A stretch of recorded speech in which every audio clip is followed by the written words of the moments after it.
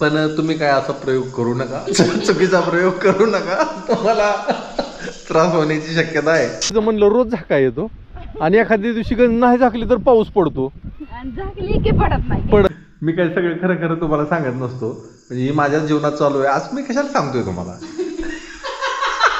रोजच म्हणतोय मी, हे कोणा आभाळ आलं आणि ते कोणा आभाळ आलं. काय नाही, फरशीवर ह्या दिवसात कधी बसायचं नाही, लयच अवघड आहे वाद.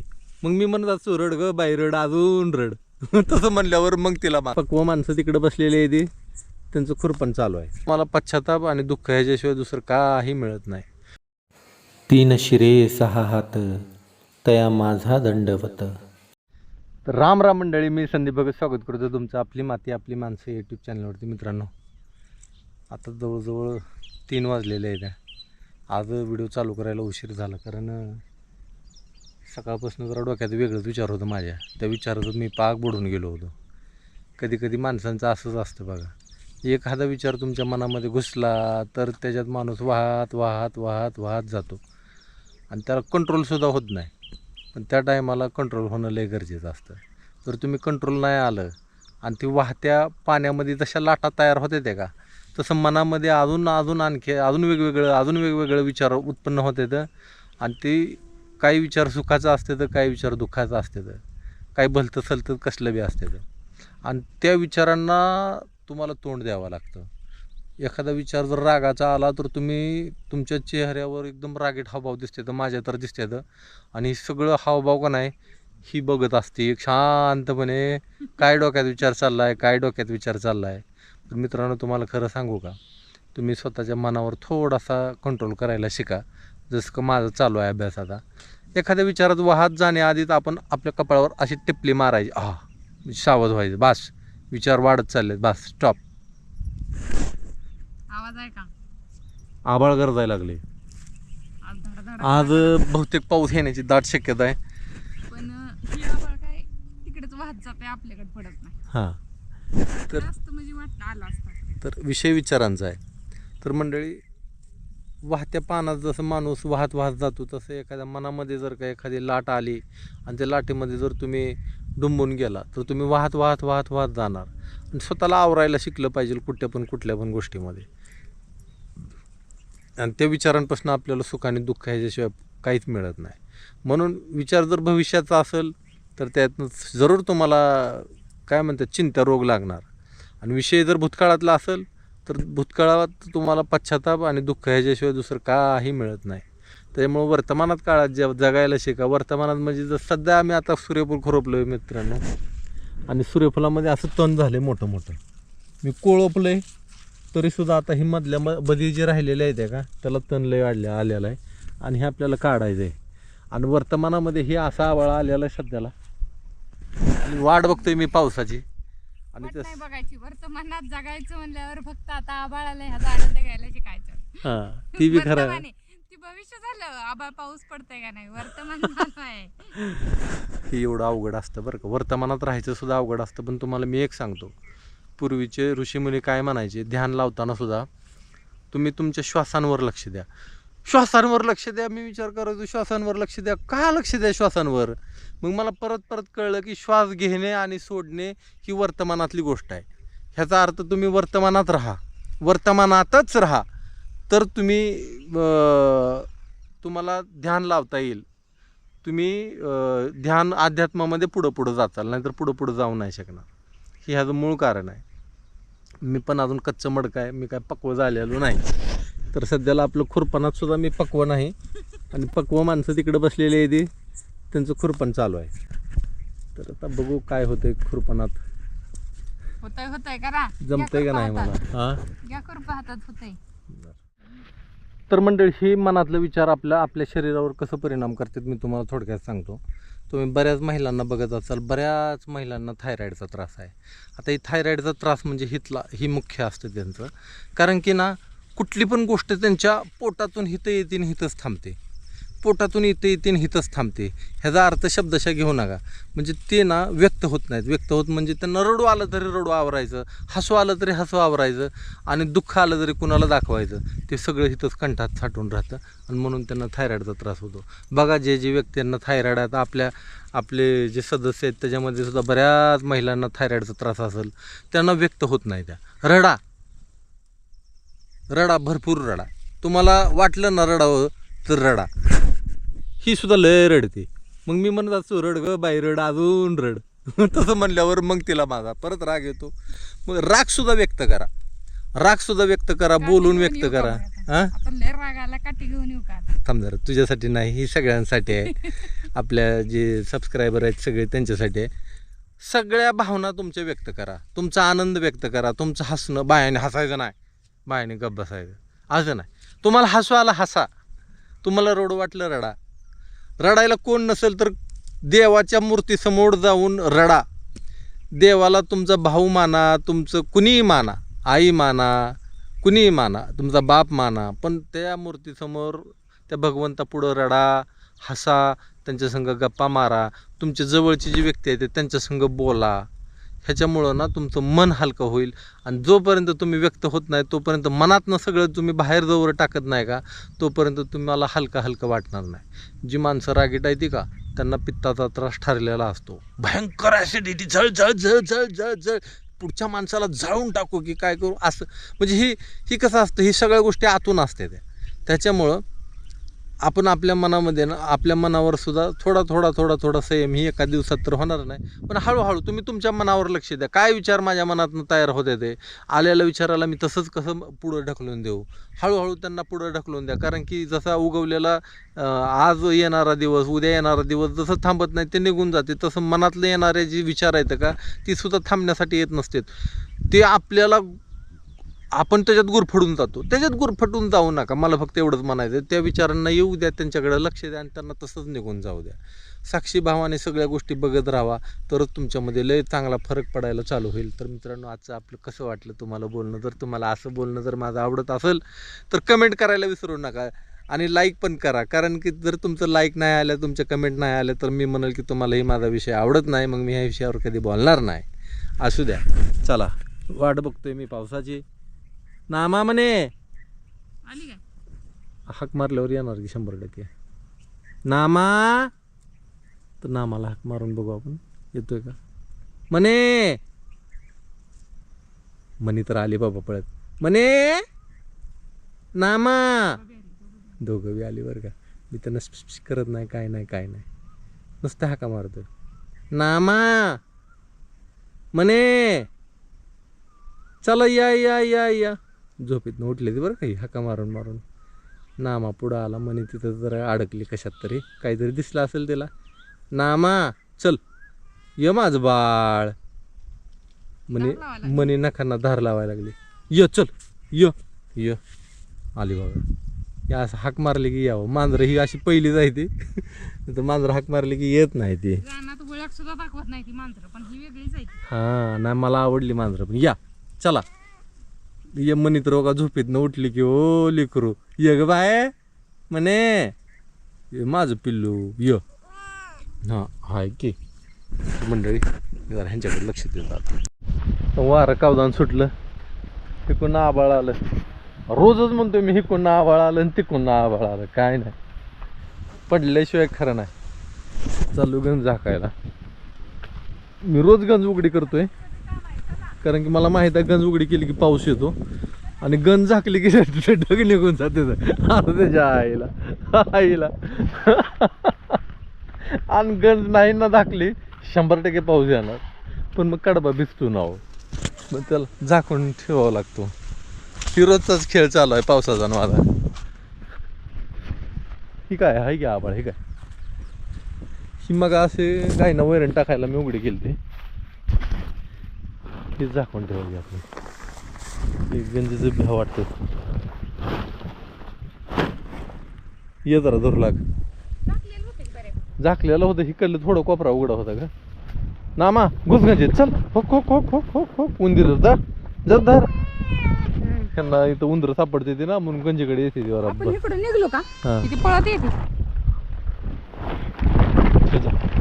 ठेवायचं का काही दगड दगड? ठेवू एकदम आता ही नाही उचलत मला. हे बारकं उचल. होय का मी गंजीचं म्हणलं रोज झाका येतो आणि एखाद्या दिवशी गंज नाही झाकली तर पाऊस पडतो. आणि झाकली की पडत नाही. पडत नाही. गेलं निघून पुढं आभाळ. तिथं नको ठेवू, ती उचल. तुरीच्या शेतात आलोय. तुरी काय एवढं विशेष वाटणार आहे आपल्या यंदा. पावसाने 2-3दा तिला वड दिली म्हणजे पाऊसच पडला नाही टायमाला. काय रोप अजून बारीकच आहे ती. 4 बोटावरच आहे ती, काय 3 बोटावर आहे ती. कशी काय यायची यंदा तुरीचा अवघड आहे. खालच्या टप्प्यात जरा बरी दिसते काय ग. ही अलीकडली टाकायची काय मोडून मग बघू काय होतंय. होय टाकायचा मोडून तरी आता. काय वाढत व्हाय नाही की ग. कसं काय त्याला सांभाळायचं, कसं काय राहायचं काय. आपण लेवल केलेलं राहणार जरा बरी दिसते. इकडं आहे बरी जरा. हा इकडं सूर्यप्रकाश झाला की नाही इकडं पूर्ण घेऊन ह्याला पाणी. इकडं आहे जरा बरी. मला तो साप होता. ह्याच्यात असंच बघायला आलते मी. लय मोठे आहे त्याशी बोलले. बळी बुजल्या नाही त्या अजून रानाच्या. हा इकडं बरी आहे जरा. जे रान जरा लेवल केलंय का उपशाची माती आणून पडली नाही इकडं. त्या मातीत चांगली दिसते तूर. जरा होईल 2-3 क्विंटल.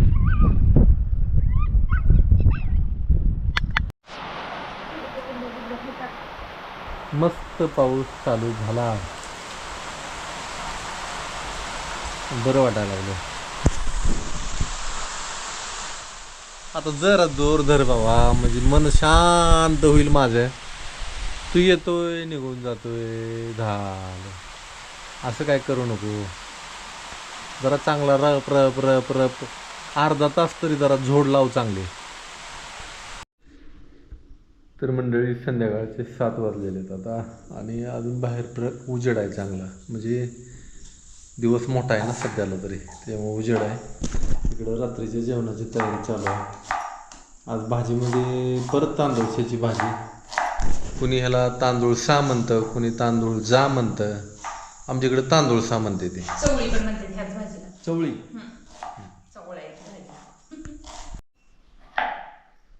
कांदा चिरणे चालू आहे. लसूण सोलून दिला मी मगाशी. हे म्हणले अहो काहीतरी मदत करा. म्हणजे करू मदत करू. तर सगळ्यात महत्त्वाचा विषय म्हणजे बद्धकोष्ठतेवर आहे आजचा. की मला सध्या तरी आजूबाजूच्या लोकांकडून तक्रारी आल्यात की बाबा ह्याच्यासाठी काय करावं. तर म्हणजे बद्धकोष्ठता काय होते ही आपण समजून घेऊ. आपण जर का सारखं जर का प्रोटीनच्या मागे लागलो किंवा मग धान्य जर सारखी पोटात जायला लागली तर आपल्याला बद्धकोष्ठता होते. तर त्याच्यासाठी फायबर पोटात जाणं लय गरजेचं आहे. जसं की भाज्या. तुम्ही जे भाज्या खाता का पालेभाज्या, ती जर का त्याचं प्रमाण जर तुमच्या पोटात जाण्याचं जर वाढलं ना तर आपोआप पोट साफ व्हायला मदत होते. पण आपलं जरा थोडंसं चुकीचं होतं. मैद्याचा पदार्थ पोटात जास्त जाणं आणि मग ही जर तुम्ही जास्त प्रमाणात खाल्लं, गहू सारखं मैदा चटपटीत खाणं, तर ह्याच्यामुळं ना बद्धकोष्ठता होते. तर जास्त भाज्या जर तुम्ही पोटात जर गेल्या, तुमच्या फायबर जास्त प्रमाणात पोटात गेलं तर तुम्हाला बद्धकोष्ठतेचा त्रास होणार नाही, हे लक्षात घ्या. आणि बद्धकोष्ठता ही रोगांची जननी आहे. सगळ्यात पहिला आजार होतो ते मूळव्याधाचा होतो. जर का पोट साफ झालं नाही, शौचाला कडक झाली की मूळव्याध झाला म्हणून समजायचं. पोट साफ होण्यासाठी बरीच औषधं आहे ती, पण औषधांकडे न वळता आपल्या आहाराकडे जर तुम्ही वळालो तर ती एकदम चांगलं. पालेभाज्या भरपूर खाणे ही एकच उपाय चांगला. तर मंडळी मस्तपैकी जेवण झालं आपलं एकदम मस्त. डाळीची भाजी बनवली होती ना आणि तांदूळशाची भाजी बनवली होती आणि झणझणीत बनवली होती. कसली डाळ होती? मुगाची डाळ होती. मुगाच्या डाळीची भाजी लाल झरत झालती एकदम झणझणीत. तिला म्हणलं माझं पोट साफ व्हाय नाही, जरा झणझणीत बनव म्हणजे दुसऱ्या दिवशी माझं पोट साफ होईल. त्याच्यामुळे हिनं जरा जास्त झणझणीत बनवली. मी नाही बरं का, तिने सुद्धा ती भाजी खाल्ली. कधी कधी मुद्दाम मी थोडंसं तिखट खातो, पोट साफ व्हायसाठी आणि पालेभाज्या. मला गरज नाही पडत. तुला नाही गरज, पण तुम्ही काय असा प्रयोग करू नका, चुकीचा प्रयोग करू नका, तुम्हाला त्रास होण्याची शक्यता आहे. जरी तुम्हाला वाटलं हा आपण पण करावं असं मनात लय जणांच्या आलं पण असेल, पण ही चुकीचा प्रयोग आहे, तुम्ही याच्या नादी लागू नका. हा तुम्ही पालेभाज्या भरपूर खावा. काय होतं बरं का, ज्या गोष्टीवर मी बोलतो का, समजा ती माझ्या जीवनात गोष्ट चालू आहे, तुम्ही अंदाज लावायचा. मी काय सगळं खरं खरं तुम्हाला सांगत नसतो, म्हणजे ही माझ्या जीवनात चालू आहे असं मी कशाला सांगतोय तुम्हाला. पण तुम्ही ते ओळखून घ्यायचं असतं. अशी असती गंमत माझ्या बोलण्याची. कुठला पण विषय जर मी बोलायला लागलो ना तर समजायचं ह्याच्या जीवनामध्ये ही घडामोड चालू आहे, त्याच्यामुळे ही ह्याच्यावर बोलतोय. मी करतो ब्लॉगिंग, मी कुठली गोष्ट ठरवून करत नाही बाबा आता ही असंच बोलायचं, ही असंच बोलायचं, असं काय माझ्याकडे नसतं. त्याच्यामुळं नामा नामा आला म्हणे तिकडं, म्हणे काय करते गं? ये ग माझं पिलू पाणी प्यायला गेली असते. पाणी पिऊन आली ती. लाकड पाहिजे का तुला? नाही खाल्ली ती. रात्रीच्या मध्ये आता आले दोघं बाहेर गेले ते जातात गंजीपाशी. गंजीतनं उंदरं लय आहे ते. मग रात्रीच्याला उंदरं बाहेर निघते ती. उंदरं बाहेर निघली की ती काय करते ती, उंदरावर झडप मारते ती पटकन, उंदरं खाते ती आणि परत घरी येते. म्हणे तर सगळी भिजवून आली म्हणे. खाऊन आली वाटते. हां ते खाऊनच आले. इथं आलं तरी तिला थोडं काहीतरी खाल्ल्याशिवाय मी घरातली महाराणी आहे ही सिद्ध होतच नाही. ती तोडभर काहीतरी खाणार. मला तर ना प्राणी असं घरात असं जास्त त्यांना कुरवाळायला ह्याला अजिबात आवडत नाही. पण मनी माझी लय लाडकी झाली आता. ही कितीतरी मनी हिची लाडकी असली तरी मनी हिच्यापाशी कधीच जात नाही. तो नामा माझ्यापाशी मांडीवर येऊन बसलाय. मनी सुद्धा आता थोड्या वेळाने मांडीवर येऊन बसल. आणि मांजरांना बघा ना असं खाली काहीतरी हातरलेलं असलं तरच बसतात मांजरं, अशी फरशीवर बसत नाही. हे आपण शिकण्यासारखं आहे. फरशीवर ह्या दिवसात कधी बसायचं नाही, लयच अवघड आहे. वात वाढतो थंडीच्या दिवसात, पावसाळ्यात ना कधी, आणि उन्हाळ्यात सुद्धा फरशीवर असं खाली कधी शक्यतो बसायचं नाही. उन्हाळ्या दिवसात कसं सगळं गरम झालेलं असतं ना, त्याच्यामुळे एवढं काय नाही. पण थंडीच्या दिवसात आणि ह्या दिवसात कधीच जमिनीवर असं बसायचं नाही. जर तुम्ही असं बसताय तर तुमचा वात वाढतो आणि दुखणी वाढते. ती हे लक्षात राहतं मित्रांनो. बाहेर जायचं, दार उघडतेला मग थांब म्हणे. य नामा बसला इथं मांडीवर. म्हणे कुठे गेली ग? ये ग बाय माझं पिलू, चल. आली ये माझ्या मांडीवर, येतो ये माझ्या मांडीवर माझं बाळ, ये चल. नाम असलं तरी दोन मांडीवर दोघं जण बसते. ये ग माझं पिलू, चल म्हणे. थांबा येत चल. य आले का? ये ग बाय. ती नाम असल्यामुळं जरा दचकते थोडी, बसते. भिजली आहे, चाटून स्वच्छ करून टाकते.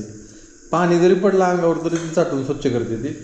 तर मित्रांनो आजचा या व्हिडिओ आपण इथंच थांबवू. तुम्हाला व्हिडिओ कसा वाटला जरूर कमेंट करून कळवा.